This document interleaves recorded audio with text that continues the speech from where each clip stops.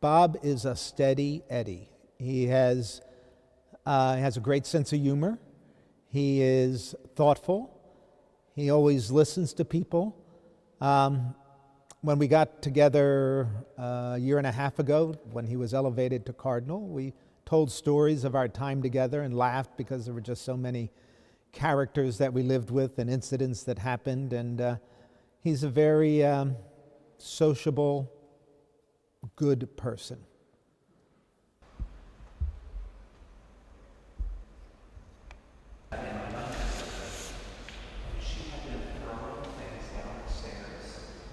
So Pope Leo will be a great advocate for immigrants and the freedom of movement of peoples, and he's very attentive to the poor. He's always been that way and will continue to be that way.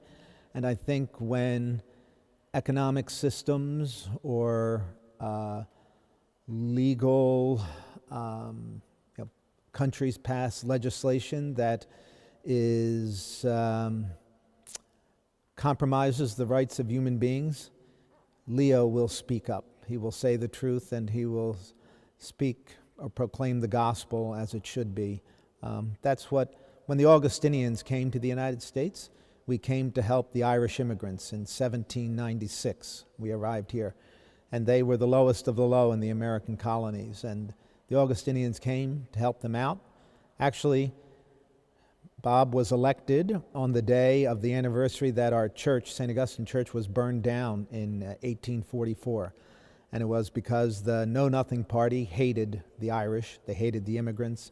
And from those ashes rose the Augustinian order that we have today, and Bob is the descendant of that.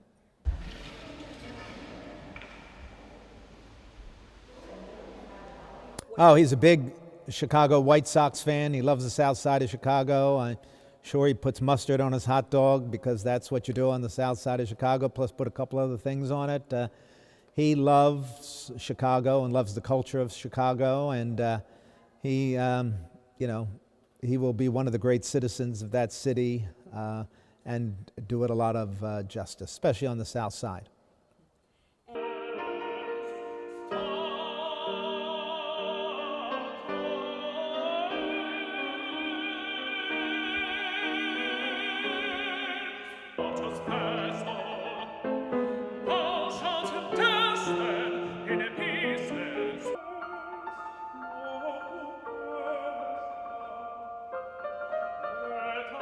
License from 1887, September 17th.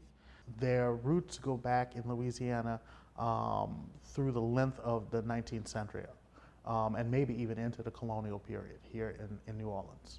And their daughter Louise, who was 2 years old at the time, and that Louise was the grandmother of the Holy Father. Ferdinand Baquier, who is a cigar maker, listed as mulatto.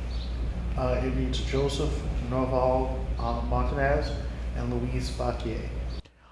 Fairly consistently, when they are here in New Orleans, they're listed in census records like the one here as either black or mulatto, occasionally white, and of course we know that they were somewhat white appearing, but once they make that move to Chicago, universally white. Okay, just wanted to make sure. And he was a cigar maker. Yes. Yes. All right, that's all. Thank you so much for your. I think that it's exciting for Catholics and people of faith here in New Orleans because it highlights our long, long history of Catholicism.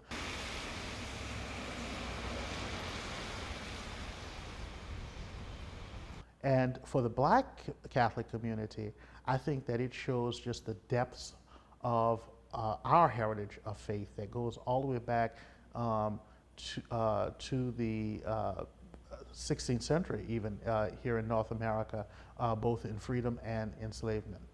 What I had to say, some of the parents came up to me afterwards and said that my son really loved what you said. It's a classic American story, and I think some people may be surprised that Pope Leo has Black ancestry.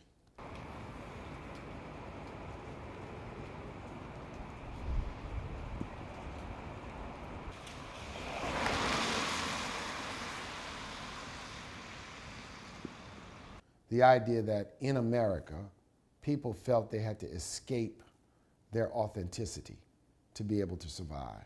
So it's a story of blacks who went north and, quote, passed for white, or went west and passed for white. But it's also a story of Jewish Americans who felt they had to change their name and pretend to not be Jewish to be accepted professionally.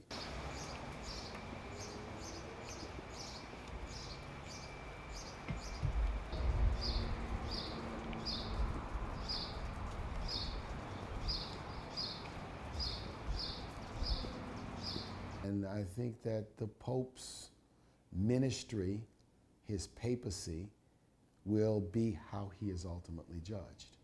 This is an important part of his story.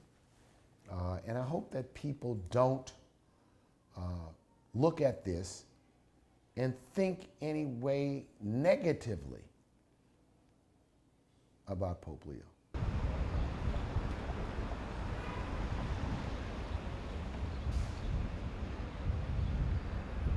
Jelajahi cara baru mendapatkan informasi. Download MetroTV XIV sekarang.